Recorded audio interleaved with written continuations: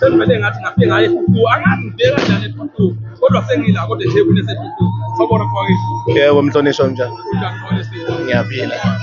imali Umshini wemali igama. Ngingowasefihliwe ngokukhula. Kodwa ekhaya kuse-Richards Bay. Kodwa ngumuntu okhulele eSifunda. umshini wemali mfowethu sibonile njengoba ukubona akasisizwe kwanyakaza wonke umuntu bekuwumsebenzi wesigaba umshini wemali lo okade manje ladi wekona amasosha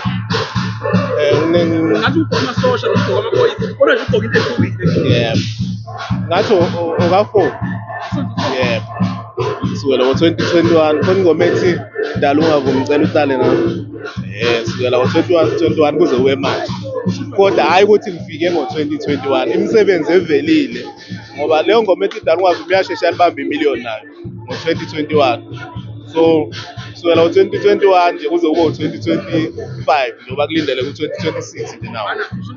Kungenzeka wena ukuthi uvele uwumuntu before kodwa uthi thina besingakwazi mhlawumbe uqaleni uthini isidingo nokuyitshela wena ukuthi until kuze kufike kubani ukubonakala mhlawumbe yawumuntu wakho. Ngiyakuzwa Mhlonishwa. Iqiniso nje lilonke ngiqala ngo-2013.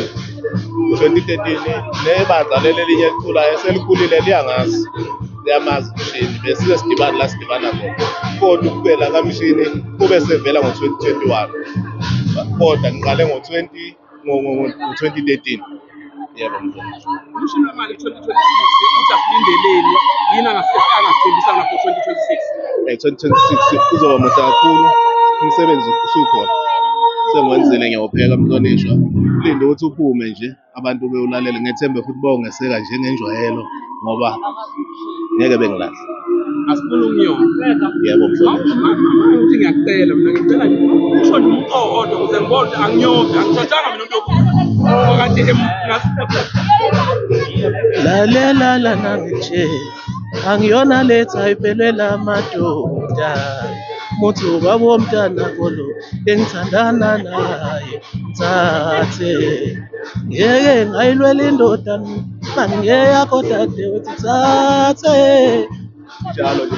hayi ke uyabona-ke uqedile kulo nyaka sithi ngicela ngikucela ukuthi ukhiphe ingoma ezosifaka nathi sifuna ukuwela Mhlampe ngiyigxobile la kulokho kodwa akazi kuyobonakala. Ngiyiphethe zonke. Imvamisa ngiyiphatha ngokuhlukana ngiyabhalansisa. Umuzi wobuwo ngoba ngifike ngithi ngapha. Ngakho umsebenzi endlule khona ey'nsizwa intane yami kube khona lethi ithathe mama. Ngiyabhalansisa mfowethu hlezi uqedile ungethola abantu siyabonga ukuthi ungetholi kuyakho. kuboneke ngami Mhlonishwa.